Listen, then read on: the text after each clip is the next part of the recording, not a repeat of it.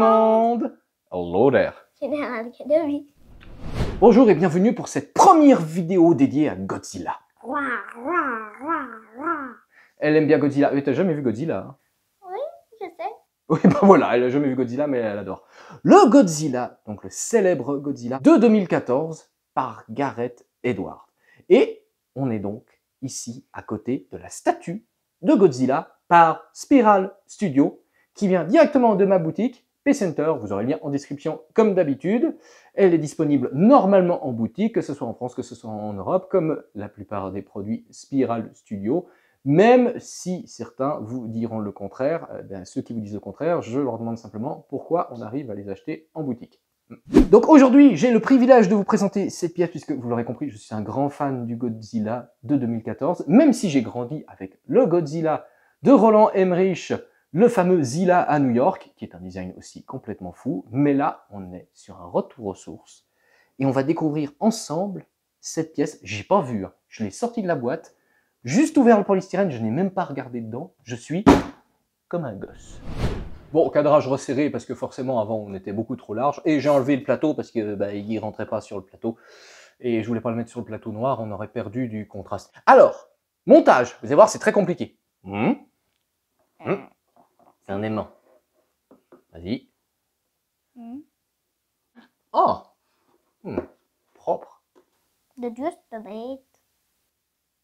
Et nous voici, chers amis, en face du Godzilla de Gareth Edwards, le Godzilla de 2014 par Spiral Studio. Et j'ai le droit de crier. Oh, qu'est-ce que c'est beau! Niveau sculpture, niveau détail, niveau tout. Alors par contre, il faut faire attention parce que ça, je pense que, tu vois, si on le frotte comme ça, justement, ça va poser souci. Et t'as salé mon meuble. Oui, il fait des traînées noires, c'est pour ça qu'on va un peu le tenir comme ça. Oh, purée, le regard. Je peux voir. Le regard est absolument dantesque. Sous cet angle-là, avec la lumière là. Oh là là là. En fait, de derrière, c'est encore mieux. Je suis comme un gosse. J'adore. Le travail est absolument saisissant. Alors, avant toute chose, parlons un peu de ce design. Parce que cette statue a été réalisée comme la maquette, la ciné-maquette qu'a reçue Gareth Edwards pour son film. Alors, elle était beaucoup plus petite. Je vais vous mettre une photo. Et c'était le design final qu'il avait lors de la production du film. Et cette statue reproduit en fait ce design en plus gros. Et ça donne vie. Alors, ça fait un peu la ciné-maquette, comme on les ciné-maquettes Stan Winston, donc forcément j'adore. Ce magnifique Godzilla a été designé par Matt Alsop. C'est lui qui a créé ce nouveau Godzilla. C'était très difficile de passer après Patrick Tatopoulos et son célèbre Godzilla, le Zilla, le gros iguane, qu'on adore tous, on a grandi avec. Toi, tu vois lequel c'est? C'est celui qui est tout long, avec les écailles qui vont vers l'avant sur le dos, comme un gros dragon. Du reste, on l'appelle plus le dragon. On le présentera bientôt en vidéo. C'est un spoiler, c'est un teasing, c'est le rêve, on adore. C'est pas un Godzilla, et les Asiatiques ne l'aiment pas non plus, mais le design est quand même fou. Alors il fallait, en 2014, quand on refaisait un Godzilla, créer une nouvelle histoire et faire un nouveau design. Est-ce que tu sais comment Gareth Edwards a pensé plutôt, le design de ce nouveau Godzilla? Non.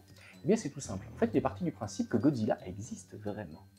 Et dans les années 50, quand des Japonais l'ont vu au large, puisque c'est vraiment arrivé, des Japonais qui l'ont vu au large, après, ils sont allés à la Toho, raconter leur aventure et dessiner, avec un bref croquis, un dessin à la va-vite, ce qu'ils avaient vu, encore choqués par l'émotion. Et c'est à partir de ce dessin que le premier Godzilla a été designé, justement, en 1954. Un design un peu différent, puisqu'il se basait sur ce croquis fait par quelqu'un qui avait été choqué de ce qu'il avait découvert. Et ainsi, Gareth Edwards donne vie au vrai Godzilla, qui a vraiment existé, qui avait vraiment vécu.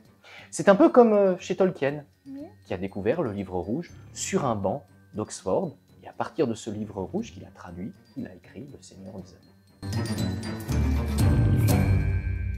Là, c'est pas bleu.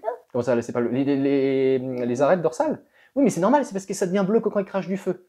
Alors il y avait l'exemplaire, justement, je ne sais plus comment il s'appelait, où c'était pas en bleu, en un bleu métallique très très beau, qui symbolise quand il va cracher son plasma, son feu, ce que tu veux. Et moi, j'aime pas. Pourquoi? Pourquoi quoi? Pourquoi que le crash de feu, ça devient bleu? Ça, c'est une histoire de design. En fait, il se charge avec... Il devient tout bleu. C'est le design. On aime ou on n'aime pas. À titre personnel, j'aime pas. C'est pour ça que non. Alors, j'aime bien quand il y a l'effet de LED, de lumière, mais Godzilla, pour moi, c'est un gros reptile. Donc, je voulais juste le gros reptile, peint de la façon, justement, reptile. Parce que tous ces studios qui font du Godzilla, quand ils le font, justement, en bleu, ils ont tendance à peindre la peau de façon différente, de façon plus grise. Et de ne pas rendre... Et pourquoi?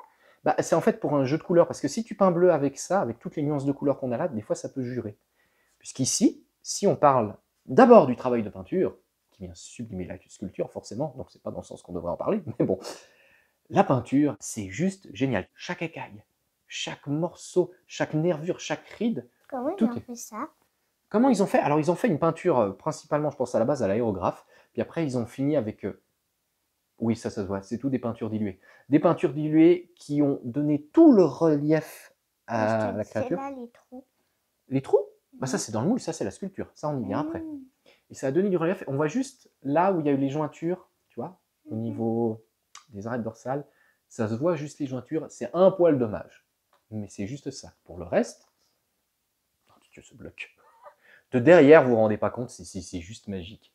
Et de devant aussi. Ouais, de devant aussi. On peut lui serrer la main. Oui. Il est sensationnel. Et non, la jointure, là, elle va se voir de dessous. Effectivement, mais on ne va pas le regarder de dessous. Pour une fois, je vais dire ce que disent beaucoup de monde. Quand on dit « Ah, mais on ne va pas regarder la statue de derrière », ce qui est faux, ben là, on ne va pas la regarder de dessous. Là, ça va être difficile de voir la jointure.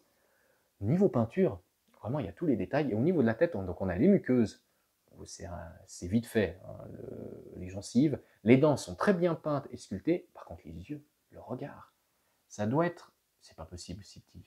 Les stickers, je ne sais pas ce qu'ils ont mis. Avec la lumière, on a l'impression que c'est des microbilles en verre. Non, ça doit être de la... Ils ont fait un effet peinture. Je ne sais pas comment ils ont fait, mais les yeux sont vivants. Pourtant, les yeux doivent faire 4 mm de large par 2 mm d'épais, quoi, tout cassé. C'est minuscule. Oh, mais les yeux, c'est incroyable. C'est incroyable. C'est pas très chouette parce qu'on peut pas ouvrir la bouche. Non, on peut pas lui ouvrir la bouche. Tu sais, c'est pas gênant parce qu'on nous fait toujours des créatures avec la bouche grande ouverte, comme certains studios que je dois pas nommer. Et c'est pas ça qu'on veut. Ça, comme ça, on peut aussi la fermer. Oui, alors, normalement, si c'est la statue, la bouche, elle reste figée ouverte. Mais à choisir une pose statique, il vaut mieux une bouche fermée. Après, s'il y avait possibilité d'ouvrir, ça serait rigolo. Mais on aurait une grosse jointure au niveau de l'articulation et ça serait dommage. Ça serait vraiment dommage. Et en termes de sculpture, comment vous dire, on frise la perfection. On voit effectivement, comme je l'ai dit, quelques jointures au niveau des arêtes dorsales, là, qui sont visibles. Maintenant, si on repeint légèrement, parce qu'en fait, c'est la peinture diluée qui s'est incrustée, parce qu'il y a vraiment tous les détails qui ressortent, vous camouflez ça avec un peu de peinture grise, vous verrez plus cette jointure. C'est là, elle est exacerbée par le lavis qui a été mis dedans, qui fait que ça c'est souligné avec une peinture un peu rose-beige clair. Vous enlevez ça, vous ne voyez plus la jointure. Très franchement, plus du tout. Putain, on va tourner, parce que l'arrière est fou. Et de face, ah, j'ai cru que j'avais un jeton. Il y a des branchies. Oui, il a des... Bien. Ouais, il a des branchies, c'est dans le design. Il a des branchies pour respirer dans l'eau. Il est quand même flippant.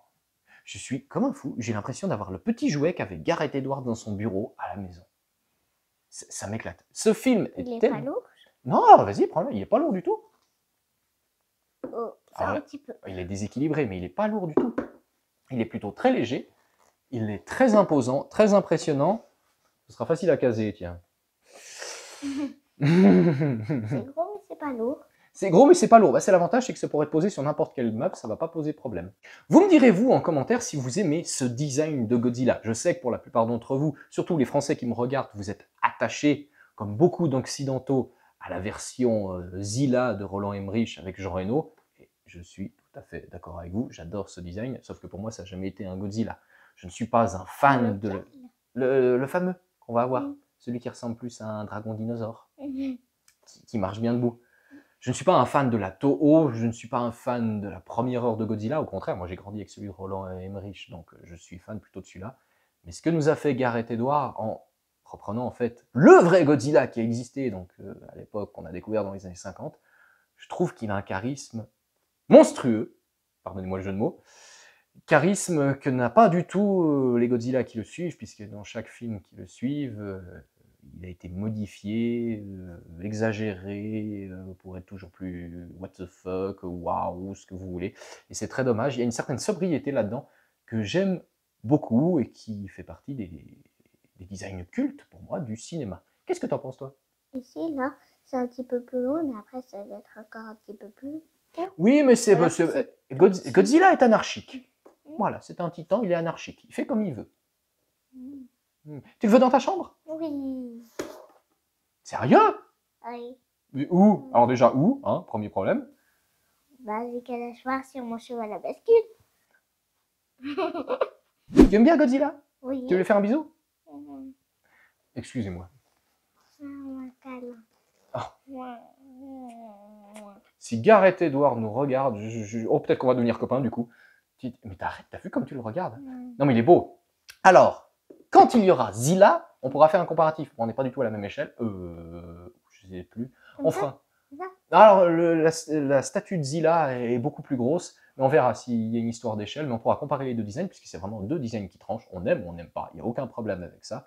Moi, j'aime les deux, et je suis attaché à celui-là, puisque je suis attaché au film de 2014. Il y a deux trous ici. Comme ça, il y a des trous. Là. Non, c'est pas des trous, c'est juste c'est son torse. Ça fait comme ça, ton torse reptilien. On est un peu sur de la tortue là. Tu vois? Là, ça ressemble à de la tortue. Après, dans les films qui ont suivi, ils ont commencé carrément à lui faire presque des plaques de chocolat. Ça devenait complètement ridicule. Oui, oh, c'est un désastre. Alors, si vous avez aimé cette monstrueuse vidéo et cette première vidéo de Spiral Studio, qu'est-ce qu'il doit faire? Likez, abonnez-vous, activez la petite cloche. N'hésitez pas à nous rejoindre sur Tipeee. Tipeee, Godzilla. J'étais sûr. Elle était facile, celle-là, quand même. Pour découvrir notre parcours... tu me fais peur, tu es en train de le caresser? Voilà, excusez-moi, elle me perturbe quand même. Donc je disais, pour découvrir notre parcours, ce qu'on fait d'autre, nos projets, mes autres réseaux sociaux, Instagram et Facebook, n'hésitez pas à nous soutenir si vous le pouvez, si vous le souhaitez. Ce n'est pas pour nous permettre de nous acheter plus de choses, parce que la plupart des choses, on nous les prête. C'est que des vidéos... Ça, on nous prête. Ça, on nous... Ah non, alors celui-là ouais. Non, celui-là, on ne l'a pas prêté. Celui-là, non, celui-là, je l'ai acheté, je l'ai acheté directement chez Ralph, hein, comme ça, puis voilà. Et non, c'est un de mes deux gros achats de l'année. Non, celui-là, je le garde, moi, je suis fan de Godzilla. Non. T'es contente qu'on ne l'ait pas? Voilà. Bon, où j'en étais? Donc, je disais... On le revendra jamais. On le revendra jamais. On ne sait pas si on a la place, si machin. Bah, tu te feras un terrarium dans ta chambre, puis tu le mettras dedans. Ouais. Donc, disais-je, nous soutenir si vous pouvez, si vous le souhaitez, puisque faire des vidéos, ça me coûte du temps, ça me coûte beaucoup d'argent, et je ne suis pas rémunéré sur YouTube, ni nulle part. Je fais ça par passion, pour lui faire plaisir, pour nous faire des bons souvenirs. Toi, t'es contente, hein? Tu veux qu'on présente des iguanes ou des tortues? Voilà, pour vous faire plaisir, pour vous faire découvrir des choses, pour présenter, je pense que je vais être le seul francophone à présenter du Spiral Studio, donc c'était l'occasion.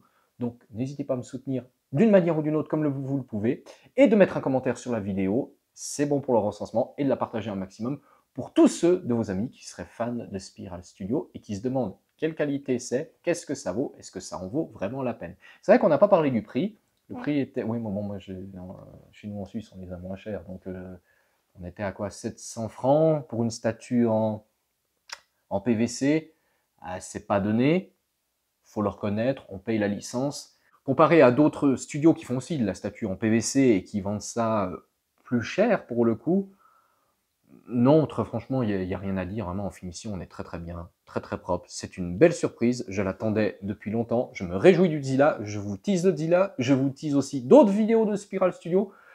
Pas plein de choses arriveront parce que ça prend quand même de la place. Et puis, il n'y a pas beaucoup de copains qui prennent du Spiral. Il y a Christian, il y a Jean-Mi. Et on verra s'il y a d'autres personnes. Et bien, du coup, pour moi, rien à ajouter de plus. Si vous êtes fan de Godzilla et que vous pouvez encore l'avoir en boutique, franchement, profitez-en. Si vous voulez approfondir sur le sujet de Godzilla, eh bien moi je vous recommande une chaîne YouTube, qui est la chaîne Subjectivement Objectif, de Guillaume Cassard, qui, comme vous vous en doutez, traite de cinéma, de critique cinéma, mais en réalité bien plus, de chronique du cinéma, de making-of, qui nous permet d'appréhender les films qu'il nous présente d'une toute autre manière. Ce qu'il fait, c'est un véritable travail de fourmi, même parfois d'archéologie, pour nous dénicher des anecdotes incroyables, et c'est pour moi une grande source d'inspiration, vu la minutie et le travail de passionné qu'il fournit dans chacune de ses vidéos. Il a justement fait une rétrospective qui traite du Monsterverse et du premier film Godzilla, puisque le premier film Godzilla, je le dis sans détour, pour moi, c'est un chef-d'œuvre, et la suite, C'est du caca. et je pense que Guillaume en parlera beaucoup mieux que moi, vous expliquer pourquoi la suite, ça ne fonctionne pas, et pourquoi on est tous nostalgiques de se dire si Gareth Edwards avait fait toute la saga. Très franchement, est-ce que toi, tu as quelque chose à ajouter? Il est trop beau. J'ai fait un monstre. Entre Big Shop et ça, c'est quoi que tu préfères? C'est vrai? Tu préfères ça à Big Shop? Oui. Yes. Bon, eh bien c'est sur cette note positive que nous allons nous quitter. La vie est belle. Mais elle pourrait être mieux.